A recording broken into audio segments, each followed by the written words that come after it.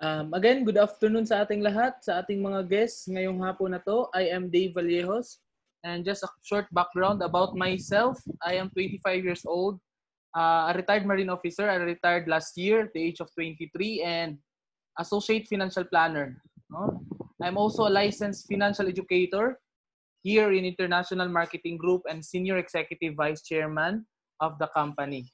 And ang pag-uusapan natin ngayon is isa sa mga benefits natin dito sa IMG, which is Manila Bankers Life at yung tinatawag natin na MOST 18 or Multiple Option Super Term 18. So just a quick background about our company. IMG or International Marketing Group, we have this called campaign, Global Campaign for Financial Education. So as of now, we are more than 2 million financially educated families, but our main goal is to educate 30 million by 2030. So kaya-kaya namin yan kasi we are worldwide at marami pang mga Pilipino. No? We are more than 109 million Filipinos and konti lang yan 30 million na yan kasi marami pa tayong kailangan isali sa ating financial education movement. And isa sa mga tinuturo naming concepts dito is building a solid financial foundation. How to build a strong financial foundation. So building a strong financial foundation is like building a house that you must build it from the ground up. So gaya ng bahay, pag gusto mong magpagawa ng bahay, meron kang pinaplan, no? Meron kang pinapalo na plano which is the blueprint, tama? Para strong, stable yung bahay mo. Ganon din yung finances natin. Dapat meron tayong pinafollow na plano, just like a blueprint. So this is our financial blueprint, our financial foundation. So first is, dapat unahin natin yung proper healthcare. So proper healthcare is number one priority natin yan because health is wealth. Aanin mo yung maraming pera, kung wala ka namang healthcare, there will be possibility mauubos din yan. And based on statistics, the number one reason of personal bankruptcy is due to medical expenses. No? Yung mga emergency na kailangan mo ma-hospital, emergency na kailangan mong bilhin itong gamot na to, sa family mo or ikaw mismo, pag hindi mo pinaghandaan yan, lahat talaga na savings mo, madidrain talaga yan. Mauubos lang yan due to medical expenses. Kaya, ang mahal talaga magkasakit, especially right now na we are in the middle of pandemic. No, we really can't afford na magkasakit tayo or ma-hospital tayo kasi mauubos talaga yung emergency fund natin or kahit yung mga investment natin, mabebenta yan. So, dapat unahin natin yung healthcare kasi ito yung sasalo sa atin na hindi na tayo aasa sa gobyerno, hindi na tayo aasa sa tulong ng ating mga friends, relatives. Tayo mismo meron na magpo-provide sa atin at magka-covered sa ating medical expenses. So sila yung magbabayad, no, yung private healthcare provider natin. And then second priority, pag may healthcare ka na, dapat meron kang life insurance.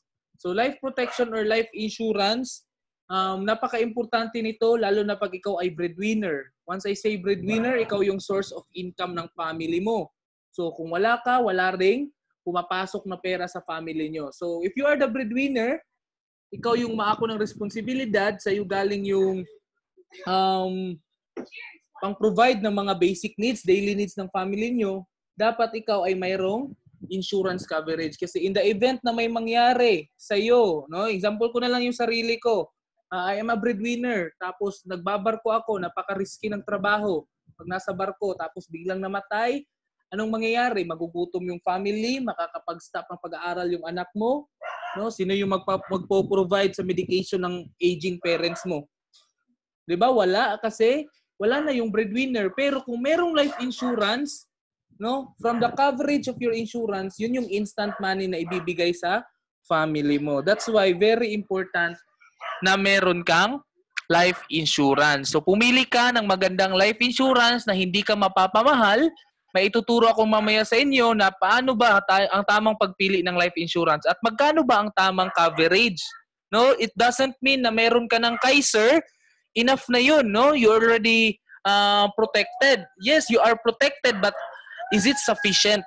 Tama na ba yung protection mo? So ituturo ko ngayon ang tamang calculation ng ating life insurance coverage. No? So pangatlo is debt management. So kailangan nating i-manage yung utang natin. Hindi naman masama ang pangungutang, pero we have this called good debts and bad debts. Yung good debts is yung mangungutang ka na may bumabalik na pera sa iyo. So you are getting into debts in order for you to build an asset. Pero if you're getting into debts, tapos liability lang yung dumadagdag sa'yo, puro palabas lang yung pera, bibili ka ng sasakyan pero nasa bahay lang, nagde-depreciate yung value, ginagamit mo lang panggala, yun yung liability. Pero pag bibili ka ng sasakyan, ginagamit mo siya for transportation, no? Ginagamit mo for business, may bumabalik na pera sa'yo, so that is asset. So dapat, kailangan natin i-manage yung mga utang natin at pumili tayo ng mga good debts lang. Pang-apat is emergency fund. Itong emergency fund, ito yung pera na anytime pwede mo siyang i-withdraw in case of emergency. Emergencies are unforeseen circumstances, yung hindi mo ine-expect na mangyayari. Masiraan ka ng sasakyan, masiraan ka ng bahay, mawalan ka ng trabaho, catastrophe, baha, or lindol. So ito yung perang mahugutin mo. This is equivalent to 3 to 6 months of your monthly expenses or salary. So, example, your expenses is 20,000 every month, at least you have 60,000. Nakatago yan siya sa bangko mo na anytime pwede mong i-withdraw, no? Savings account. And our last priority is our investment. So, pag meron ka ng healthcare, life insurance, na-manage mo na yung utang mo, nabayaran mo na yan, naka-build up ka ng emergency funds, last na yung investment. Last na yung pag-i-invest sa mutual funds, pag-i-invest sa stock market, pagbibili ng bahay, ng lupa, last na yung pag-build up ng business. Kasi kung yan yung uunahin mo, no, ibabaliktad mo yung financial foundation, unahin mong, Dave, may pera ako, no, anong magandang investment ngayon? Bili ka agad ng lupa, bili agad ng sasakyan, 'di ba? Top up ka agad sa mutual funds, bili agad ng shares. Tapos wala kang life insurance, wala kang healthcare. Pag may mangyari sa iyo, saan kukunin yung pera? 'Di ba? Ibig sabihin, pull out mo rin yung mga investment mo, no? So, bebenta mo rin yung mga shares mo at ang mangyayari diyan, madidrain yung mga investments mo, mauubos. 'Di ba? Mauubos to siya dito. Madidrain kasi ito yung magsusupply sa mga needs dito, especially sa healthcare mo or sa family mo tsaka sa life insurance. Kasi kailangan ng instant money ng family pag wala ka. Pero kung wala ka life insurance, dun kukunin sa investment. Bebenta din yung bahay, yung lupa. No? So that's why guys, napaka-importante na step by step to siya. Do it right on the first time. No? Pag ifa-follow mo tong strong financial foundation, sigurado no, mapapabilis yung journey mo towards financial freedom. So again, healthcare, protection, debt management, emergency fund, and investment. Okay? So ano ba yung tamang pagpaplano natin? This is called X-curve. Tinatawag yung red line na responsibility line and then the blue line is money line. Ibig sabihin dito, while bata ka pa, wala ka masyadong savings pero napakalaki ng mga responsibilidad mo sa buhay. Ang goal mo habang tumatanda ka, dapat tumataas yung pera natin, no? Ilang taon ka na ba sa trabaho? Tumataas ba yung savings mo? Nakakapag-invest ka na ba? So kung wala pa, ibig sabihin, no? Hindi pa nag-i-increase yung wealth mo. So dapat nag-i-increase yung wealth mo as time goes by and bumababa yung responsibilities. What are your responsibilities? So basic needs, no? Food, shelter, clothing, education, your health, and binabayaran mong utang. Ito yung mga responsibilidad natin sa pang-araw-araw, no? Dito tayo. Kailangan nating bumangon. Para kanino ka bumabangon? Marami akong bayarin, di ba? So, saan mo kukunin yan? Sa active income. Kailangan mong magtrabaho kasi ang dami mong responsibilidad sa buhay. So, wag kang patamad-tamad dyan, no? Galaw-galaw pag may time. You need to work for the money. Diba? Kayang-kaya mo yan kasi bata ka pa. We are still young and able. Tama? But, when time comes na you get old, ang kailangan mo na dyan is passive income.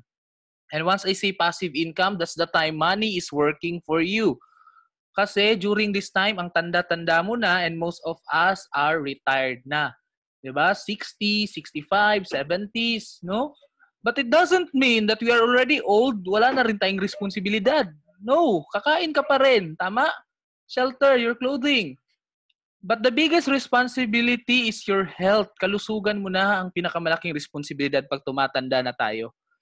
And most of us, no, sa buhay natin, merong if sa gitna. Ano yung if dyan? What if I die too soon? And what if I live too long? No? Is it a problem pag mamamatay kang maaga? No? Hindi na problema siguro yan kasi RIP, rest in peace na, no? Ang peaceful ko na. Yes, no? peaceful ka talaga, pero yung may iwan mo, peaceful pa ba sila? 'Di ba? Lalo na pag sa iyo na lang sila umaasa. Example, no? Isang family kayo, ikaw yung breadwinner, mawawala yung papa, no? Paano na makakapag-aral yung anak? Baon pa sa utang yung asawa. So you need insurance if you die too soon. Hindi naman natin wini-wish no na mamatay tayong maaga, pero sa panahon ngayon, no, dito natin marirealize that life is too short. 'Di ba? Kailangan nating magkaroon ng insurance para may income replacement. Kahit wala ng income nagbibigay sa kanila, may magbibigay sa kanilang instant money in order for you to protect your family. Kaya nga sinasabi, no, if you really love your family, you should be protected. They should be protected and you should have insurance. 'Di ba? So, paano mo sasabing love mo yung family mo pag may mangyari sa iyo? Walang naiwan sa kanila. Ang naiwan sa kanila utang pa. No? On the other side naman, no, hindi ka kinuha ng maaga ni Lord, you live too long, tumanda ka, problema ba pag pagtanda? Hindi yan problema, Dave, kasi ang dami kong anak ng mga professional. They will take care of me. Maybe they will take care of you, but is it a guarantee? Siyempre, hindi. No? There's no guarantee that your children will take care of you no matter how good you are to them. Because when time comes in choosing between you at they have their own family, I'm pretty sure, no? Pipiliin nila yung family nila kumpara sa'yo. So you need to protect yourself pagtanda mo. Because when time comes that you're already retired, anong gusto mo, no? Tignan mo yung mga kapitbahay mong matatanda. Are they enjoying their retirement? Pa-travel-travel na lang ba sila? Or pinagpapasapasahan na lang sila ng anak nila? Ma, dun ka muna kay ate, ma. Pa, dun ka muna kay kuya. Do you want that? Diba? So picture out your retirement. Ano yung nai-imagine mo? Pabigat ka ba sa anak mo or pinag-aagawan ka? So you need to protect yourself. You have investments dapat pagtanda mo. So paano ka magkakaroon ng investments? While you're still young and you have active income right now, you set aside portion of your money and put it in investment. And that time comes, no? Na kahit wala ka ng income, money will work for you. Kasi yung interest from your investment, doon mo makukuha yung passive income. So, every month, meron pa rin pumapasok na pera sa'yo pag meron kang investment. Again, if you die too soon, you need insurance. If you live too long, you need investment. So, how much income protection do you need? Magkano ba ang life insurance na kailangan natin? Baka kasi napaka-comfortable mo na sa K45 mo sa Kaiser. No? Tignan mo yung Kaiser book, magkano ba ang life insurance ng K45? Because Kaiser is not an insurance company. That is a healthcare company. That's why covered ka lang ng around 200,000. Do you think 200,000 can survive, no? After 5 years or after 1 year? Maiiwan mo yan sa family mo, magtatagal pa ba yung 200,000 mo? 'Di ba? Come to think of it. The real income replacement or coverage is annual income times 10. So your monthly income, i-times 12 mo, that is your annual income. I-times 10 mo. Example, 20,000 yung monthly income mo. I-times 12 mo yan, you have 240,000 per year. I-times 10 mo, you should have 2.4 million insurance dapat. No? Compare mo yung 2.4 million. Anong plan mo sa Kaiser ngayon? K50 or no? Sa akin nga na K100, 900,000 lang eh. Kung accident, 450,000 pag natural death. Kaya ako kumuha nitong most 18, no? Kasi na-realize ko, pag simba ko lang, no? Knock on the wood, may mangyari sa akin, my family don't deserve 450,000 na insurance. Kasi meron ka kong binabayaran pa. Ang dami pa naming utang at meron pa akong binabayarang mortgage. So, kailangan naming mas malaki pang insurance ang maiiwan ko sa kanila. I'm not asking Lord to mapalapit yung death, but when time comes na I will join our Creator, at least man lang no, mabubuhay pa rin yung mga naiwan dito sa lupa. Hindi natin nadadala tong perang ito sa hukay, pero at least mabubuhay yung mga naiwan kahit wala na tayo. Diba? Did you get my point? No? 2.4 million, dapat million yung coverage mo. So do not settle for your insurance sa Kaiser, ha? Because Kaiser is made for healthcare. Bonus lang yung insurance dyan. So how much insurance do you really need? This is specific, no? More specific na calculation. Kanina, this is the general formula. Ito naman, dime method. Dime is ilalagay mo yung utang mo, ilan yung remaining na utang mo, ilalagay mo yung income replacement mo. So ito dito 2.4 million, di ba? So 2.4 million ang income replacement. And then yung mortgage mo, magkano pa yung balance na binabayaran mong property, and kung may anak ka pa, no? So kung gusto mong mag-college yan, from kinder to college, at least you have around 800,000. 'Di ba? Including na yung inflation diyan. So, you really need 3.9 million. Isang bata pa lang 'to. Isang anak pa lang 'to. Now, magkano ang insurance mo? Tignan mo yung policy mo, no? Kung may insurance ka ba, maganda. Pero, is it enough? Is it sufficient? Tama? Kasi most of us siguro, meron tayong mga insurance like Insular Life, Phil-Am Life, di ba? Sun Life, AXA Life, Coco Life, Phil-Am Life. Pero, kulang pala yung natin, coverage, or hindi natin alam yung nasa policy natin. Are you the type of person who buys insurance and put the policy in the cabinet? Diba? Dapat alam mo how can you properly protect your family, no? Kung paano mo sila maximize. So this is the insurance policy before, papel pa lang siya, pero as of now electronic na tayo, no? OPMS na tayo, Online Policy Management System. Papakita ko mamaya yung policy ko. So, most of the insurances are offering VUL. Alam mo ba yung VUL? 'Di ba? Variable Unit Link, or 'di ba? Variable Universal Life. So sa VUL, no, you have a protection which is the term insurance. Insured ka for a certain years, and you have investment. 'Di ba?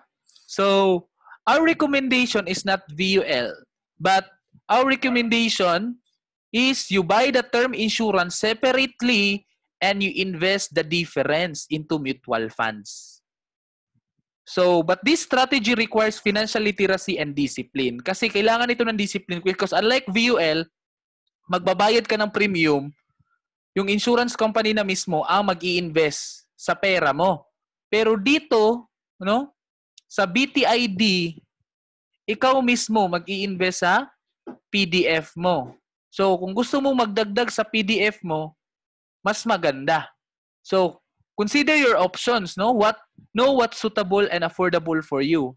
Speaking of affordability, mas lamang yung BTID, yung Buy Term Insurance, Invest the Difference, kaysa sa VUL. Makikita nyo na dito, no? Bakit mas maganda yung BTID na strategy? Because in IMG, ang meron tayo is yung BTID. Wala tayong VUL. Because in BTID, kasi tayong mga taga-IMG, gusto talaga natin yung mura, no? Kung binabypass talaga natin yung mga ahente, at gusto natin na maka-discount talaga tayo. So, affordable ang term insurance kaysa sa whole life. And then, you need to buy the term and i-invest mo yung difference, yung mga maiwan. Not buy the term and spend the difference, ha? Kasi kailangan nga siya ng discipline, kasi baka minsan yung difference igagastos mo lang. Buy inexpensive term insurance instead of expensive traditional or VUL. So, mostly sa mga nakakausap ko, no, ng mga tao, meron na daw silang insurance, ganito. If I am offering them Kaiser or Most 18, meron na daw silang VUL, pero hindi nila alam na ang dami palang klase ng mga insurance. At VUL ang pinakamahal, no? Isa sa mga pinakamahal na insurance. Kasi marami dito yung mga agent. Yung pagpasok mo pa lang sa mall, di ba? Pasok ka pa lang sa mall, meron nang bubungad sa'yo, no? Sir, may ATM ka ba? Sir, may credit card ka ba? So, pag swipe mo, ayun, no? Kaltas na. So, objective of the BTID is to become self-insured. Enough na malaki yung insurance mo, pero kung may sobra ka pa, may difference ka pang pera, mas magandang i-invest mo ito. Because time will come, yung investment na yun, that can pay your premium. Pwede na yun yung pangbayad. So, buy the term insurance from the best insurance companies, buy the best investment from the best investment companies. So, dapat talaga separate yung insurance at investment. Unlike sa VUL, no? Unlike sa VUL is naka-combine siya, kaya wala kang choice. No? Yes ka lang ng yes doon sa ahente mo. So, we all know, no, what sets apart sa IMG sa mga ahente sa labas is, in IMG, No, we are financial educators. It means as a financial educators, we are after to the learnings that we can give, no? To the education that we can give to the people para sila na mismo maging fund manager sa sarili nila. Pero ang financial agents, mostly, they're after the commissions that they can get from you as their client. 'Di ba? Kaya minsan pag after mo niyan, wala nang follow-up, no? Minsan yung agent mo, mawawala na lang bigla sa insurance company kasi hindi pala na-hit ang quota. So, paano ngayon yan? Hindi ka naturuan niya. So, that's why mas maganda talaga sa IMG kasi tinuturuan kang maging financial educator sa sarili mo, no? Do it yourself. Kaysa aasa ka lang sa agent. Paano kung mawala yung agent sa insurance company? 'Di ba? Napagod na siya kakahit sa quota or na-demote siya, nawalan siya ng gana. Eh, dinawalan ka ng agent. Hindi mo alam ano yung kinuha mo, 'di ba? So, that's why we need to become our own financial educator, and that is our mission in IMG. So, the Manila Bankers Life or Most 18, ano ba yung background nito, no? Saan ba nagsimula to Manila Bankers Life? Manila Bankers Life or the Making Better Lives established on May 19, 1967. So, this is part of IMG Group since 2018. Dito siya na-acquired ng IMG. Founded by Chairman Senator Hill J. Puyat, no? So, Senator Hill Puyat, isa sa mga founder nitong Manila Bankers Life. Ang tagal na nitong Manila Bankers Life, 1967 pa lang to. It seeks to provide every Filipino family innovative and affordable life insurance. Diba? And various life insurance products including group insurance that can cater to the specific needs of any organization. Provider of the most innovative, no? Nag-iisang BTID dito sa Pilipinas product in the market today, which is the Most 18. Most 18 is ito yung pinakamagandang product ngayon when it comes to insurance because dito you don't need to pay 30,000 every year. Sino ba dito sa atin pala, no? Nalimutan ko magtanong. Sino sa atin dito ang merong life insurance na, merong VUL sa labas, no? Yung mga na-mention kong ano kanina. Tapos magkano ang binabayaran mo every year, no? Tignan natin, no? Kung i-compare natin kung magkano yung yearly premium mo. So, ako dati, no, meron akong insurance sa labas kasi nung hindi pa ako IMG member, yun nga, no, pagpasok ko sa mall, ang ganda ng ahente. Tapos si Man, bagong baba, 'di ba? Pag swipe nun, ayun, no? Kaltas agad 20,000 annually, no? So, meron si Ma'am Adela, meron si Ma'am Jonamino, 18K, no? So, doon ko na-realize, sayang pala yung nabayad ko dito. No? So, that's why, alam na, no? Nung IMG ako, lumipat na ako dito sa Manila Bankers Life. Kinuha ko na yung cash value nung pinasok ko na insurance dati at nilipat ko dito sa Manila Bankers Life. Sayang kaya, no? Sayang. So, multiple option super term, 18 years ang term insurance dito. You pay one rate for 18 years, no? Same lang yung presyo for 18 years, ha? Hindi to tumataas yung premium nito. Kung 5,000 ka nag-start, 5,000 ka lang talaga every year. Ang pwede kumuha ng Most 18, lagay natin sa utak natin, 5 years old to 60 years old. Sa Kaiser, ano ang minimum age sa Kaiser? Sino may alam? No?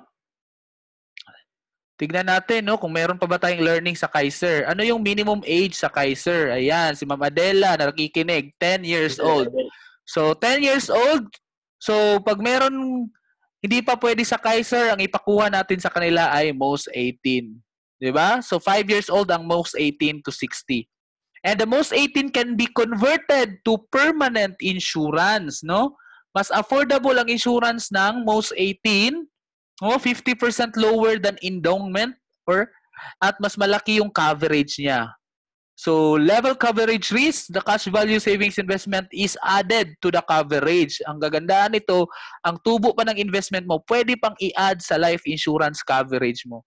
Mamaya, meron ako mga figures dito. Mas magandang merong mga example. So, ano ba yung advantage ng MB Life? Ang MB Life, meron tayong premium deposit fund. The premium deposit fund is the investment side of the Most 18. Dito naka-invest, no? Dito naka-invest yung pera na hinuhulog natin after nating makapagbayad ng premium. 'Di ba? Sabi ko, bibilhin mo yung term insurance, yung difference i-invest. So saan ini-invest ang difference? Doon sa Premium Deposit Fund or PDF. So ang PDF natin, mas maganda to siya kaysa sa mutual funds, no? Bakit kaya mas maganda kaysa sa mutual funds ang PDF? It's because it is very competitive, no? Then guaranteed ang growth niya, hindi lumiliit ng 0%. Guys, no? Tignan nyo to. PDF has a higher growth with guaranteed non-negative return. So kahit mag-negative yung Soldivo, pag mag-down ang market natin, mag-down ang performance ng Soldivo, mag-down ang performance ng mutual fund at RAM, PhilEquity, ang PDF mananaig pa rin kasi zero yung non-negative siya. Hindi siya bumababa ng 0%. Diba?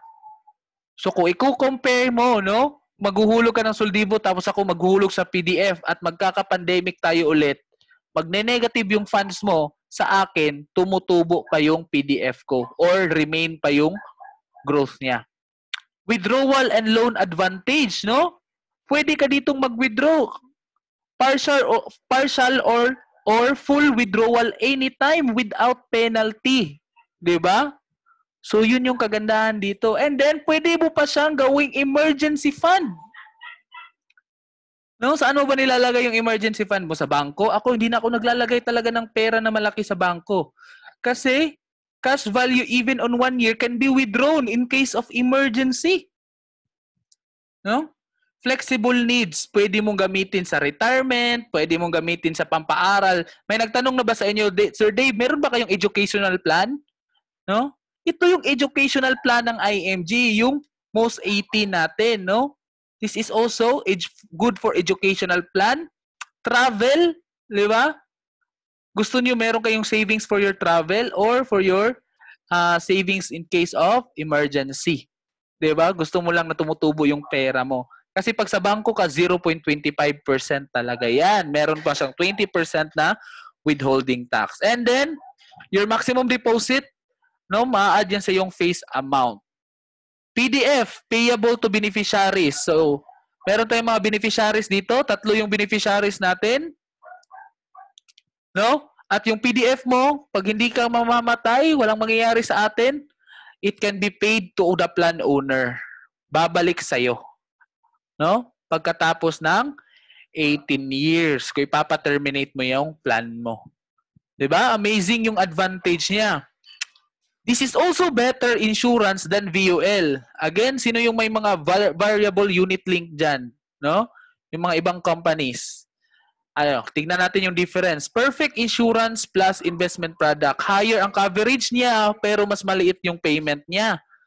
PDF is safer. Mas safe ang PDF kaysa sa unit link investment. Bakit? Yung mga VUL guys, nagne-negative yan. Pero ang PDF, hindi yan nagne-negative. Kasi ang VUL, naka-invest din yan sa mutual funds. Emergency fund, flexibility. So, non-negative growth means no risk of loss. So, kung may nagtatanong sa'yo, no, anong investment na parang wala talaga siyang risk na hindi malugi yung pera ko? PDF talaga ang sasabihin ko. Aside sa Kaiser, no? Kasi ang Kaiser, hindi din siya mas bababa pa sa 3%. Pero, maliit yung insurance niya. Diba? Yun yung downside ng Kaiser. Mas maliit yung insurance niya. Diba? Withdrawable even on first year. Investment flexibility. No? Pwede kang magbayad sa premium mo based on your schedule that fits your lifestyle. And then, yung excess payments mo, pwede mong i-deposit sa PDF mo or pwede ka ring mag-top up dito. Ako, pwede din ako nagta-top up din ako sa PDF ko. And then, ang kagandahan dito, low chance ang lapsation niya. Hindi siya naglalapse. Bakit hindi naglalapse? Because, ang magbabayad sa premium mo, pwedeng i-withdraw doon sa PDF mo. Pwedeng kukunin nila sa investment mo. Assuming na mas malaki ang tubo ng investment mo kaysa sa premium mo. So, mas maliit din yung premium mo, so mabilis lang mabayaran kasi mura. No? Naalala ko yung sa akin, magkano? 5,000 lang yun yearly. So, lower premiums, easier to pay. So, the power of non-negative. Bakit powerful ang non-negative? Bakit mas maganda ang non-negative? Tignan nyo. PDF versus mutual fund, no? So kung naglagay ka sa PDF ng 100,000, tapos naglagay din ako ng 100,000 sa mutual fund ko. On the first year, mas malaki ang tinubo ng mutual fund, 14%. Yung PDF ko is 12%. Second year, 13% and 15%, no? Third year, 11% and versus 13%. Pero on the fourth year, nagka-pandemic, COVID-19. Diba? So, bumaba yung market, negative 20% ang mutual fund, pero hindi nagne-negative yung PDF. So, that's why retain yung 140 ko. Tapos, nakabawi on the fifth year, 1%, 3%, then bumalik sa 13% and 15%. Sinong mas malaki? PDF or mutual fund? PDF pa rin ang malakas. Second example, no? Ganun pa din. PDF versus mutual fund. So, tignan nyo dyan, no? Dito talaga ang mutual fund, malaki talaga yung tubo niya. Pero pag mag-down din ang market, grabe din yung downtrend niya, no? Ubus din yung investment mo. Lalo na pag i-withdraw mo yan. Pero dahil dito hindi nagne-negative, mas malaki ang 160,000 kaysa sa 140,000. Isn't it amazing? Ganyan ka-powerful ang non-negative na investment. Now, magkano ba yung mga rates, no? Magkano yung rates ng most 18? 'Di ba? Kung gusto mo covered ka ng 1 million coverage, tignan mo yung edad mo, no? Tignan mo yung multiplier. So, if you are 5 years old, sa 1 million is 3.90. Meron ba tayong calculator dyan? Labas yung calculator nyo, no? Because this is the multiplier, yung 3.9, 3.99. So, sinasabi dito, ang gusto mo na amount na coverage, example, gusto mo ng 1 million, i-divide mo siya ng 1,000. So, fix yung 1,000 dyan, no? Tapos, i-times mo siya sa multiplier na nasa table. Ito yung multiplier, guys. Sa 24 years old is 5.59. Ayan. So, makukuha mo yung annual premium mo kung magkano. So, example, no? Desired coverage is 1 million. Divide 1,000. Multiplier is 5.59. Annual premium is 5,590. So, depende yan sa edad natin. Pas tumataas yung edad mo, mas lumalaki yung multiplier, mas lumalaki din yung annual premium mo. Okay? Kaya kumuha ka nito pag hindi ka pa 61 years old kasi wala na talagang magka-covered sa'yo ng 61 years old na insurance, no? Napaka-risky mo na anytime, 'di ba? Pwede ka nang kunin ni Lord. So, humabol ka, no? Humabol ka kung 60 years old ka ngayon, at least may insurance ka for the next 18 years. No? For the next 18 years, kahit 78 ka na, covered ka pa rin ng 1 million or 2 million or 5 million. So, most 18 examples, no? Tignan natin yung mga example. Depende. Paano ba nag-work ang most 18? So, the assumed growth is 12% and the annual premium is 5,700.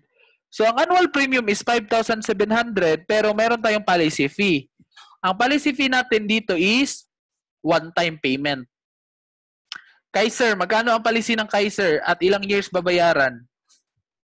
Lagay niyo sa comment dyan kung alam niyo yung policy fee ng Kaiser. Diba? So, 500 times 7, no? Tama na naman si Ma'am Adela. So, that is 3,500. But in most 18, that is only 500 pesos one-time payment. Okay? Again, in most 18, that is just 500 pesos one-time payment. So, titignan natin dito, no? Kung annual premium mo sa edad mo is 5,700 plus 500, yan yung ihuhulog mo sa premium mo. That is 6,210. Ito yan, no? Nakikita natin? Ito yan, no? Premium. So, example, ma'am, sir, may pera ka sa bangko. Ang pera mo sa bangko, na-realize mo hindi tumutubo. Nilipat mo dito sa most 18, 44,000. Not necessary, maghuhulog ka talaga ng 44,000, pero gusto mo lang ilagay yung pera mo. Ang kailangan mo lang ihulog dito is yung premium, no?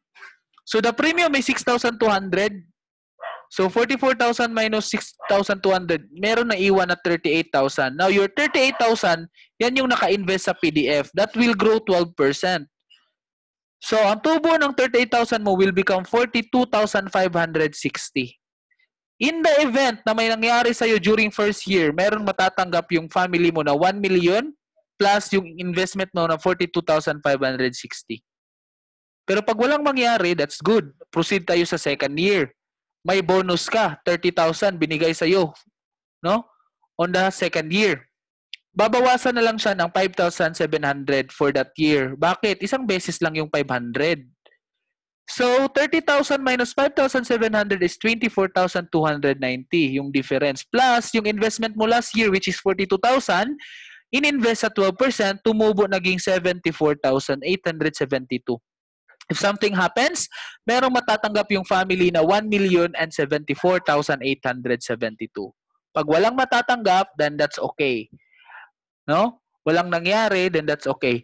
Number 3, no? On the third year, wala kang hinulog, 'di ba? Wala kang pera, unemployed ka, that's okay, no? Bayad pa rin yung premium mo. Bakit nabayaran yung premium, Dave, kahit wala akong hinulog?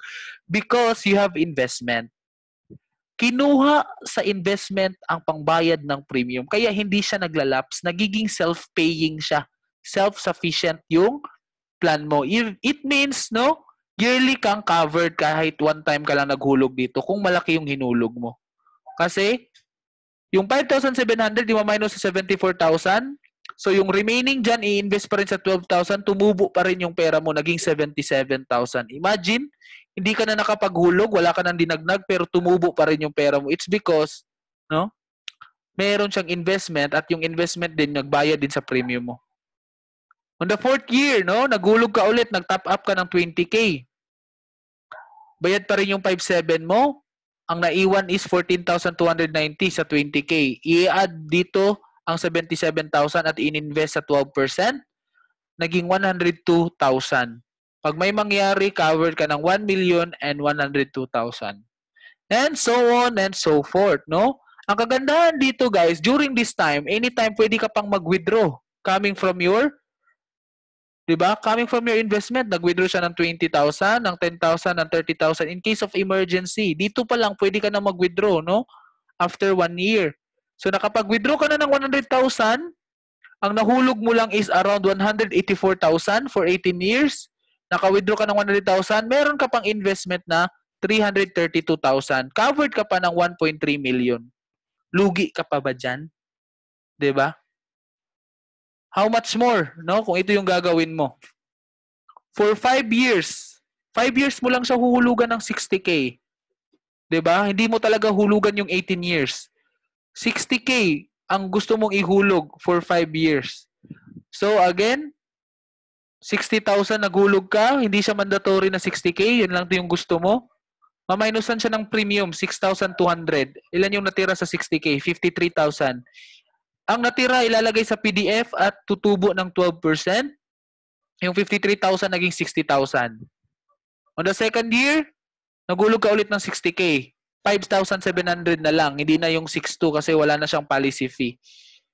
And 54,000 yung natira plus yung 60,000 invested in 12%, 128,000. And for 5 years, yan yung ginawa mo. No? So covered ka dito ng 1.3 million. And then, ang nangyari dito, kasi educational plan to siya eh. Di ba? Intended ito sa education ng anak mo. Ibig sabihin, after 15 years, no, magka-college na yung anak mo. Kasi nag-start ka dito, 30 ka eh. So at 15 years old, dito, kailangan mo na i-withdraw yung pera mo. So nagwi-withdraw ka na dito, no? Ng 100,000 every year. Ayan. Ito na yung wini-withdraw mo for educational plan. So naka-withdraw ka ng around 500,000 pero ang kinulog mo lang for 5 years is 300,000 lang. So aside sa inulog mo na 300,000, naka-withdraw ka ng almost 500,000, meron ka pang investment na pwede mo pang i-withdraw na 847,000, almost million. Covered ka pa ng almost 2 million, 1.8 million, no? Insured ka pa. Pag may mangyari sa'yo, merong 1.8 million yung anak mo or asawa mo. 'Di ba? So, isn't it amazing? Saan mo nilalagay yung educational plan ng anak mo ngayon? Sa bangko pa rin ba? No? So, this is good for educational plan. So, kaya kumuha ka na nito kung meron kang gustong paaralin after 10 years, after 15 years, magka-college ka na. Kasi ako, syempre wala pang educational plan. Ang purpose ko dito is emergency fund and my travel fund. 'Di ba? So, kaya ako naglalagay dito, no? Aside from that, no? Second example tayo, retirement. Ito. Sino dito yung mga magre-retired na? Nasa 48 years old and above na. Tignan nyo to, no? Continuation to siya. Guys, actually continuation to siya. At the age of 47, natapos niya yung 18 years. Tama? 30 years old siya nag-start eh. So at the age of 47, naka-withdraw siya ng 499,000 pero may naiwan pa siyang 847. Nag-isip siya. I-renew ko ba yung most 18 ko? Sige, i-renew ko na lang. Pero ilalagay ko yung buong investment ko. So, nilagay niya yung buong investment niya. So, another 18 years. Tama? Another 18 years. But this is now for retirement. Hindi na education. Okay? So, 847 yung buong nilagay niya dito. Malaki na yung premium niya kasi nag-renew na siya eh. Hindi na 5,000 kasi naka-base na sa 48 years old na edad niya. So, that's now 16,000 kasi 15,500 plus policy fee. Right? Kasi another 18 years. So, 847 minus 16,000, merong natirang 831,000 that will be invested to the PDF and no, assuming it will grow 12%, you have 931,000. 931,000 yung tinubo kaagad. Pag may mangyari sa iyo at the age of 48, merong 1.9 million yung family mo. And on the second year, no, na nag-renew siya, hanggang sa 18 years, hindi na siya naguhulog. Pinabayaan na lang niya yung 847,000 niya. Imagine guys, after retirement, 61 years old na si ma'am. Wala nang trabaho, pero money is working for her. Mayroon siyang 300,000 every year. Coming from investment. Tignan mo yung investment, tinubo ng 847,000 niya. Naging 3.4 million. Covered pa siya ng 4.4 million pesos na insurance pag may mangyari sa kanya. Amazing, right? No? Naka-withdraw siya ng around 1.5 million. May investment pa siyang 3.4 million. Covered pa siya ng 4.4 million pag may mangyari sa kanya. Ang hinulog niya, isang beses na 847,000. So kung meron kang separation pay, no, coming from your company at gusto mo siyang invest, maganda to dito, no? Maganda tong most 18 na PDF. Kasi wala nang magbibigay sa iyo ng ganitong klaseng investment na napakalaki ng insurance coverage at the same time malaki din yung investment. At the same time, pwede ka pang mag-withdraw anytime. 'Di ba? So, napaka-amazing. Retirement plan. How about 33 pesos a day? Dave, wala akong ganung pera kanina. Pero kaya kong mag-ipon ng 33 pesos. Tignan natin, no? Kung mag-start ka ng 33 pesos a day, meron kang 1,000 a month, meron kang 12,000 in 1 year. So, nag-12,000 kayo yearly and you are 30 years old. So, 6,200. Meron na yung policy fee. Ang matira, 5,700. Diba? So, tumubo yan, naging 6,485. Covered ka ng 1 million. Second year, hanggang 18 years, tinodo mo yung 33 pesos a day mo, nakahulog ka ng around 216,000. Ang PDF mo is around 112,000. May investment ka pa na around 388,000. And then covered ka ng 1.3 million. Dahil lang sa pag-iipon ng piso, no? 33 pesos a day. So, ang layo na mararating ang 33 pesos mo. So, mag-ipon ka na kung gusto mo ng ganito. So, ibig sabihin kahit wala talagang rason yung ibang tao na, Dave, hindi ko kayang kumuha ng insurance kasi ang mahal. Anong mahal dyan? 33 pesos a day. Di ba? Kahit siguro yung pulubi, kayang mamalimos na 33 kataog, bigyan siya ng piso. Makaka 33 pesos a day. Ngayon nakwento ako no, dun sa Manila, no? Nasa flyover siya. Kaya, na-amaze ako guys, no? Kaya niyang 1,000 a day. Manglilimos lang siya sa Manila. Laking population kasi, no? Ng city. Ito pa kayang 33 pesos a day.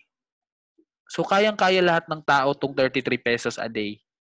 No? Kasi kahit yung street children, kaya yung 33 pesos a day. So, pag may mangyari sa kanya, at least, di ba? Yung mga tao sa lansangan, pag i-educate mo dito, may nangyari sa kanya, di ba? Sa kalsada, may matatanggap na 1 million yung family niya. No? So, starting from now, huwag ka nang mamili ng share list mo. Di ba? Pati yung mga nasa kalsada, sharean muna ng financial education. Kasi kayang-kaya nila tong most 18.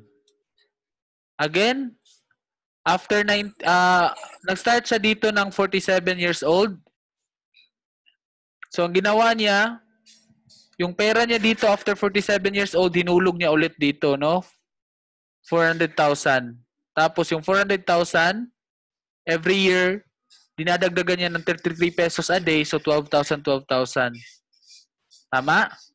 So, ito yung tinubo ng pera niya. 2.7 million. Covered siya ng 3.7 million kahit age 65 na siya.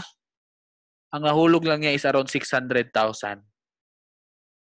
So, napaka-amazing, no? Ipon ka lang ng 33 pesos a day. Single pay. Dave, pwede ba isang beses lang ako maghulog dyan? May pera ako sa bangko, lipat ko na dyan. No? Ang tagal ng tubo ng ano ko. Deposit, no? Time deposit ko. Ang tagal ng tubo. Lipat ko na dyan. Okay, so nilipat niya yung 100,000 niya dito at the age of 30 years old. So isang beses lang siya, 100,000. Tignan mo nangyari sa 100,000 niya. After 18 years, naging 433,000 plus covered siya pa ng 1 million. No? Tapos, ang nangyari sa kanya, at the age of 60, ito, sa mga magre-retire, single pay term for retiree. Example, meron kang parent, 60 years old na siya. Gusto mo talagang ihabol siya sa insurance. So, 60 years old na, hinabol mo pa sa insurance, merong pension, no, or separation pay na binigay sa kanya, kung 722,000, hinulog niya lahat dito, kasi di naman niya kailangan yung pera na yan. Ang nangyari dyan, after 18 years, di ba? Ito yung tinubo ng pera niya, 3 million. At the age of 77, covered pa siya ng around 4 million. Sinong insurance company ang magka-cover ng isang 77 years old?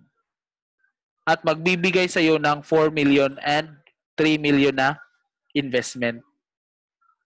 Not necessary na 722,000 yung ilalagay mo, ha?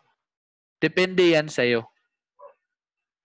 So what I'm saying is, pag meron kang parents na magre-retire na, ihabol mo na dito. No? Yung mother ko, kinunan ko na rin dito kasi magsi-60 na rin siya. At wala nang magka-cover ng insurance pag 61 ka na.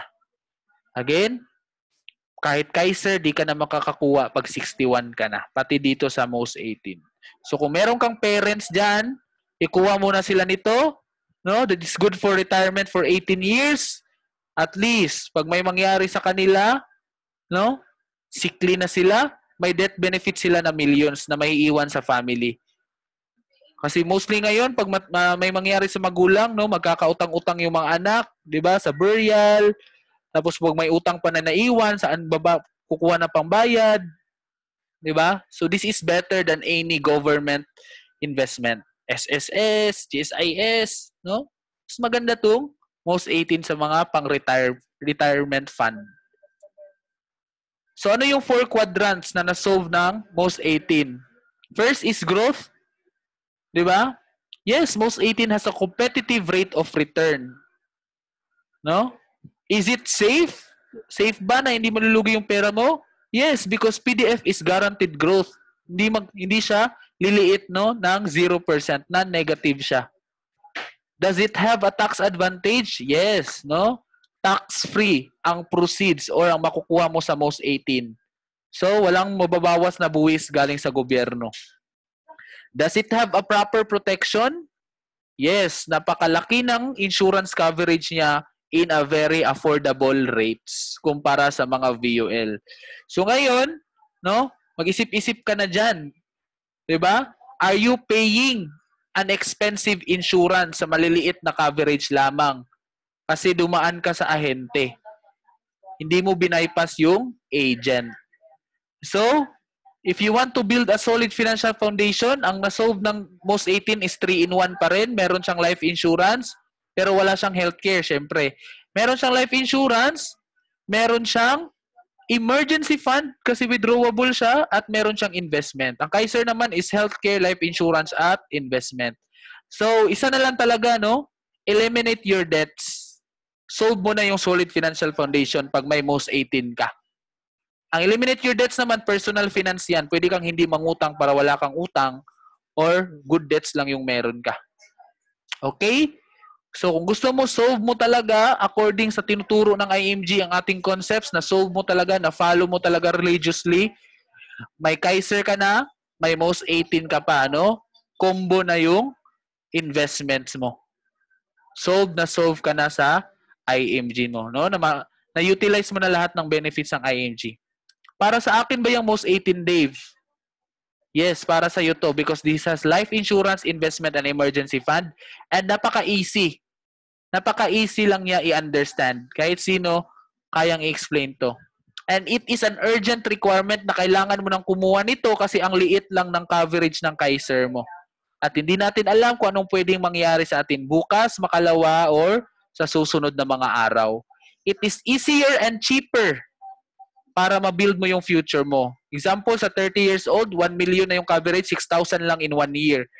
And, mind you guys, hindi yan siya annual, no? Pwede mo pa siya i-quarterly. So, every 3 months, 1,000 lang yung babayaran mo. Every 3 months, 1,000, no? Pagkakait mo pa sa sarili mo yung 1 million sa 1,000 every 3 months. Tapos, 500 na policy fee. Tapos, kailangan mong maglagay sa PDF ng 6,000 pesos para may investment ka. Okay? So, it is for everyone. So, initial mo lang dito, kahit meron ka around 7,000, meron ka ng Most 18. What if I die too soon? Who will take care of my family? Solution, Most 18. Merong instant cash. No, insurance for family. What if I live too long?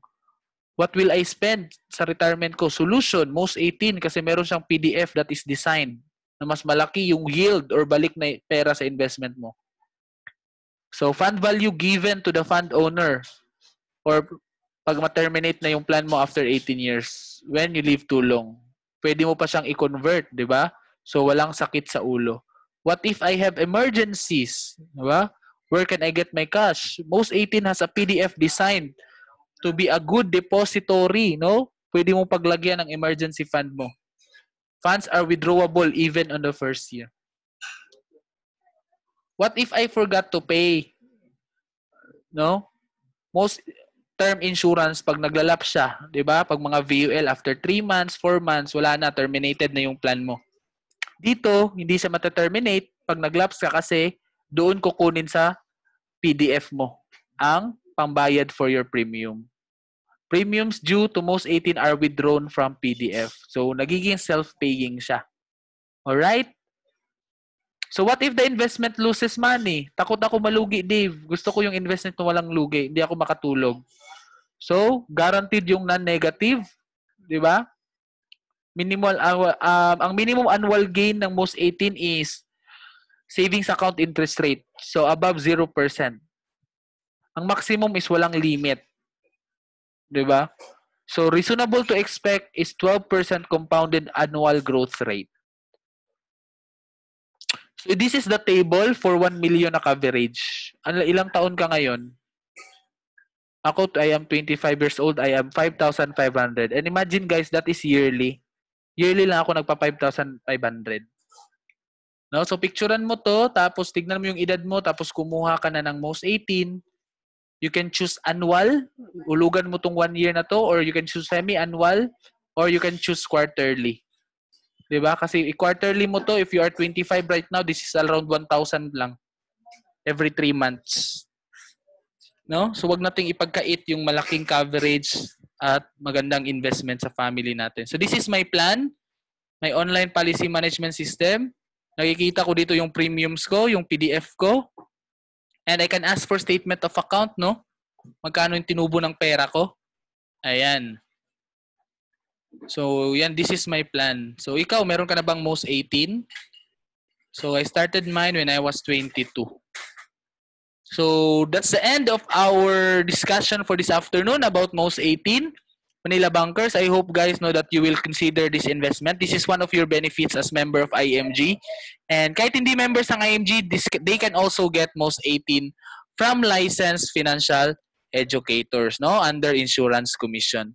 So if you have family, friends na hindi pwede sa Kaiser because they are below 10 years old, you can recommend the most 18. And if you have Kaiser na tapos nakukulangan ka, no? Kulang na kulang yung kinuha mo kasi okay, 45 lang pala yung kinuha ko tapos may extra naman ako. Hindi ko alam saan ilalagay. Ilagay mo na yan sa most 18, no? You can ask for a computation to me and we can make a proposal, no? I can send you a quotation. Depende sa edad mo. Just give me your name, your email address, and your birthday. So, thank you everyone for attending our 5 p.m. Most 18 Manila Bankers. I hope we'll see each other again on Sunday at 5 p.m. kasi once a week lang itong most 18 natin. And you need to consider this kind of investment as soon as possible. Huwag mo nang patagalin. No? Lalo na yung mga IMG members. Dapat meron na talaga kayong most 18. Thank you. God bless and good day.